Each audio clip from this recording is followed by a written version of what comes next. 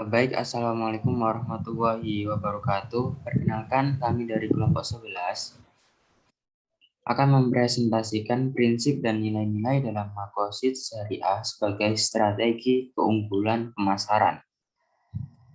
Ada 4 poin penting. Yang pertama, Makosid Syariah. Yang kedua, prinsip dan nilai-nilai dalam Makosid Syariah. Yang ketiga, korelasi maslahah dalam Makosid Syariah dengan tujuan pemasaran. Yang keempat, implementasi Makosid Syariah sebagai keunggulan bersaing dalam pemasaran. Baik, memasuki poin yang pertama, Makosid Syariah. Makosid Syariah terdiri dari dua kata, Makosid dan Syariah. Kata Makosid merupakan bentuk jamak dari maksud, yang berarti maksud dan tujuan. Sedangkan syariah mempunyai pengertian hukum-hukum Allah yang ditetapkan untuk manusia agar dipedomani untuk mencapai kebahagiaan hidup di dunia maupun di akhirat. Yang kedua, maka dengan demikian makosid syariah berarti kandungan nilai yang menjadi tujuan hukum. Jadi, makosid syariah adalah tujuan-tujuan yang ingin dicapai dari suatu penetapan hukum dalam menggariskan ajaran Islam. Kemudian menurut Yusuf Qaradawi, salah satunya tujuan hukum adalah keadilan.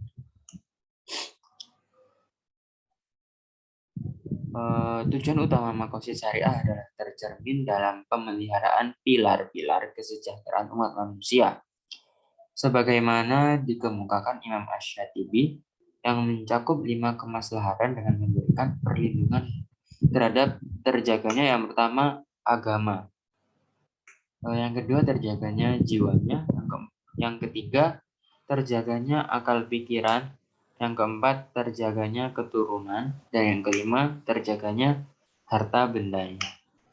Mungkin hanya itu yang bisa saya sampaikan, kurang lebihnya mohon maaf.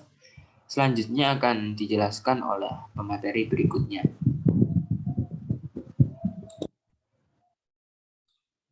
Di sini saya akan menjelaskan tentang prinsip dan nilai-nilai dalam makosid syariah. Makosid syariah adalah sebuah sistem yang bertujuan untuk terwujudnya nilai-nilai ajaran syariah Islam agar tercipta suatu kebahagiaan hidup baik di dunia maupun di akhirat, dengan jalan mengambil segala yang bermanfaat dan mencegah atau menolak yang mudarat, yaitu yang tidak berguna bagi hidup dan kehidupan. Menurut Imam Asy-Syatibi, ada 5 bentuk makosid syariah atau yang bisa disebut dengan kulliyat al-khamsah, 5 prinsip umum. Kelima makosid tersebut yaitu diantaranya, yang pertama ada hifdzuddin, yang artinya memelihara atau menjaga agama. Berhubungan dengan individu untuk melakukan ibadah-ibadah yang disyariatkan dalam seruan menjaga agama. Al-Ghazali menggunakan dasar firman Allah Quran surat Al-Ankabut ayat 45 yang artinya, sesungguhnya sholat dapat mencegah perbuatan keji dan mungkar. Menurutnya, segala perbuatan yang dapat mencegah perbuatan keji maka masuk dalam kepentingan agama. Al-Ghazali 1971. Yang kedua, itu ada hifdun nafs, yang artinya menjaga jiwa. Islam sangat menghargai jiwa dari setiap manusia, sehingga harus dijaga dan dilindungi, dan larangan membunuh orang lain atau dirinya sendiri. Allah berfirman, Quran surat Al-Isra ayat 33 yang artinya, dan janganlah kamu membunuh jiwa yang diharamkan Allah, melainkan dengan suatu alasan yang benar. Dan barang siapa dibunuh secara zalim, maka sesungguhnya kami telah memberi kekuasaan kepada ahli warisnya. Tetapi janganlah ahli waris itu melampaui batas dalam membunuh, sesungguhnya ia adalah orang-orang yang mendapat pertolongan. Yang ketiga itu ada hifdzul akal atau menjaga akal. Akal adalah anugerah yang membedakan manusia dengan hewan, sehingga akal wajib dijaga kesehatannya dengan tidak mengkonsumsi makanan atau minuman yang memabukkan. Allah sudah menjelaskan dalam firman-Nya tentang mengharamkan sesuatu yang memabukkan. Yang keempat itu ada hifdzun nasl atau menjaga memelihara garis keturunan dengan melakukan pernikahan yang resmi baik secara agama ataupun secara negara serta tidak melakukan perzinaan. Dan yang kelima yaitu ada hifdzul amal atau menjaga harta dalam kepemilikan dan pencarian. Dalam memperoleh harta, Allah telah melarang dengan keras mendapatkan harta dengan cara yang batil, semisal korupsi, mencuri, dan dengan cara yang ilegal yang melanggar undang-undang suatu negara. Quran Surat Al-Baqarah ayat 188 yang berbunyi, dan janganlah sebagian kamu memakan harta sebagian yang lain di antara kamu dengan jalan yang batil, dan janganlah kamu membawa urusan harta itu kepada hakim supaya kamu tidak memakan sebagian daripada harta benda orang lain itu dengan jalan berbuat dosa padahal kamu mengetahuinya.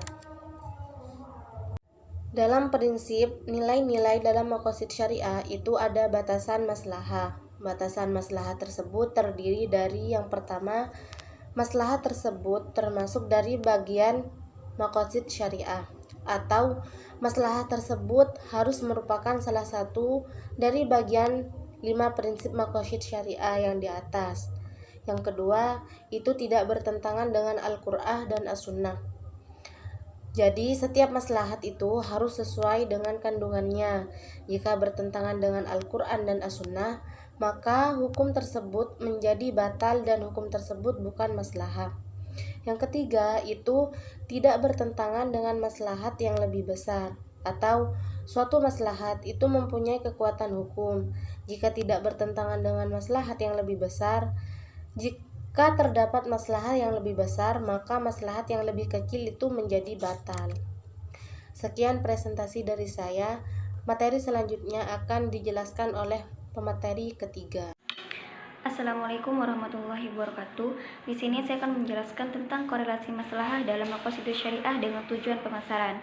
Di dalam Islam, pemasaran yang islami adalah bagaimana sebuah perusahaan dalam memasarkan produk-produknya mempunyai nilai dan etika islami. Nilai dan etika Islam ini tentunya tidak terlepas dari maqasid syariah atau tujuan syariah. Manajemen pemasaran berlandaskan maqasid syariah adalah studi, program, pelaksanaan, prosedur, dan penanganan proses yang dibangun dengan maksud mewujudkan, membentuk, dan melindungi alternatif yang komersial dengan pasar target dengan implikasi untuk menyampaikan arah organisasi dengan memfokuskan kepada kadar syariah yang berlandaskan maslahah, keseimbangan, serta memprioritaskan adanya sikap kerelaan dan kasih sayang di antara penjual dan pembeli.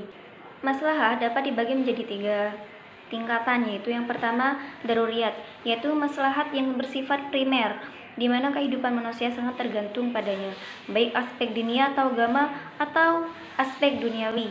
Maka ini merupakan sesuatu yang tidak dapat ditinggalkan dalam kehidupan manusia. Jika itu tidak ada, kehidupan manusia di bumi menjadi hancur dan kehidupan akhirat menjadi rusak atau mendapat siksa. Selanjutnya, yang kedua, hajiat, yaitu maslahat yang bersifat sekunder, yang diperlukan oleh manusia untuk mempermudah dalam kehidupan dan menghilangkan kesulitan maupun kesempitan. Jika ia tidak ada, akan terjadi kesulitan dan kesempitan yang implikasinya tidak sampai merusak kehidupan. Yang terakhir yaitu tahsiniyat, yaitu maslahat yang merupakan tuntutan muru'ah atau moral, dan itu tidak dimaksudkan untuk kebaikan dan kemuliaan. Jika ia tidak ada, maka tidak sampai merusak ataupun menyulitkan kehidupan manusia. Maslahat tahsiniyat diperlukan sebagai kebutuhan tersier untuk meningkatkan kualitas kehidupan manusia. Cukup sekian pemaparan dari saya, kurang lebihnya saya mohon maaf. Wassalamualaikum warahmatullahi wabarakatuh. Assalamualaikum warahmatullahi wabarakatuh. Di sini saya Muhammad Tondi akan menjelaskan terkait implementasi maqasid syariah sebagai keunggulan bersaing dalam pemasaran. Koperasi syariah secara kasat mata sebenarnya adalah konversi dari koperasi konvensional. Hanya saja dalam pendekatannya sejalan dengan teladan ekonomi yang telah diajarkan oleh Rasulullah SAW dan para sahabatnya dengan berlandaskan Al-Quran dan Hadis. Prinsip operasional koperasi syariah adalah menciptakan kesejahteraan bagi para anggota dengan prinsip saling membantu dan dalam hal kebaikan secara bersama-sama. Prinsip ini terinternalisasikan ke dalam manajemen operasional produk-produk jasa dan hukum agar pelaku dan objeknya sama-sama mendapatkan kemaslahatan bersama. Dari roh prinsip ini saja dapat ditemukan nilai-nilai yang terkandung di dalamnya sesuai dengan maqasid syariah.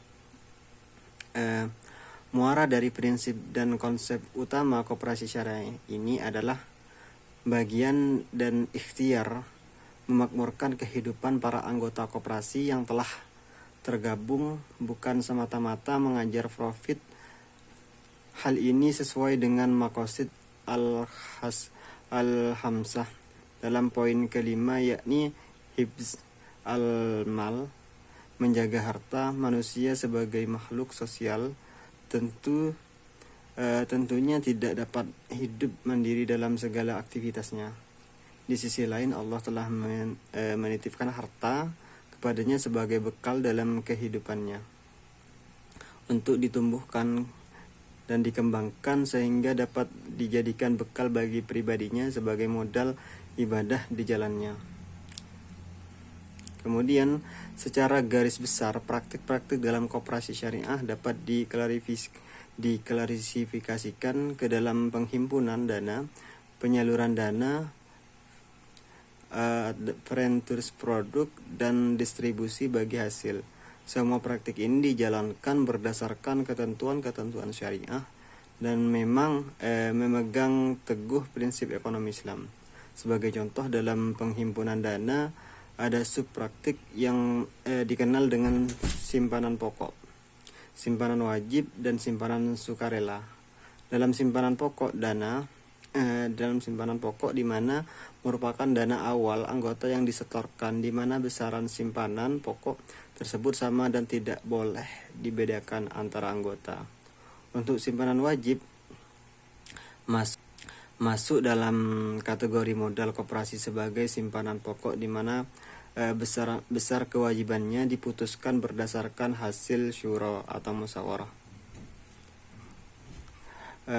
anggota, serta penyetorannya dilakukan secara kontinu setiap bulannya sampai seorang dinyatakan keluar dari anggota koperasi syariah. Sedangkan simpanan sukarela merupakan bentuk investasi dari anggota atau calon anggota yang memiliki kelebihan dan kemudian menyimpannya di koperasi syariah. Praktik pengumpulan dana dalam koperasi syariah ini telah sesuai dengan salah satu dari 5 aspek dasar maqasid syariah. Seorang anggota yang telah menyetorkan dana awal ke koperasi syariah, tentunya ini adalah bagian dari upaya mengelola dan merencanakan keuangan agar mendapatkan keuntungan, sehingga keuntungan yang didapatkan tidak nanti bisa menjadi bekal hidupnya untuk di dunia dan akhirat. Tidak bisa dipungkiri, semua manusia pasti membutuhkan uang atau harta untuk memenuhi kebutuhan daruriyat. Selain simpanan pokok, ada juga simpanan wajib dana dalam besarannya ditetapkan secara bermusyawarah. Aktivitas musyawarah ini sejatinya senada dengan perintah Allah Subhanahu wa taala, di mana dengan bermusyawarah hasil kesepakatannya akan melegakan semua anggota.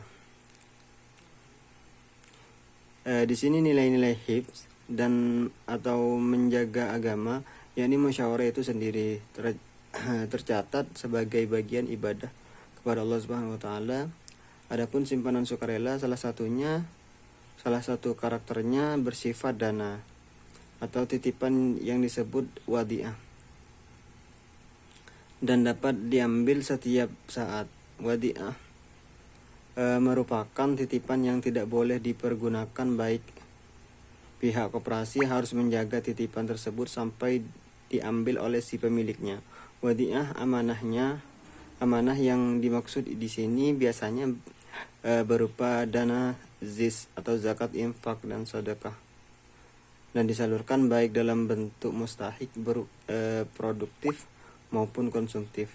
Ketika dana infak dicairkan misalnya untuk pelatihan keterampilan atau keahlian tertentu, maka ini termasuk aspek hifz. karena ilmu yang didapatkan tersebut menjadi tambahan pengetahuan untuk meningkatkan taraf hidupnya.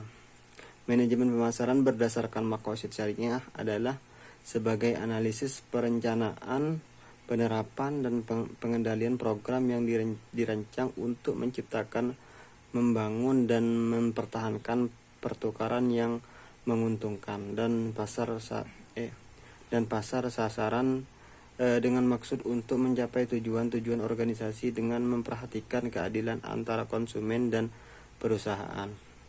Sekian yang dapat saya sampaikan, kurang lebihnya saya mohon maaf. Wallahul muwaffiq ila aqwamit thoriq. Wassalamualaikum warahmatullahi wabarakatuh.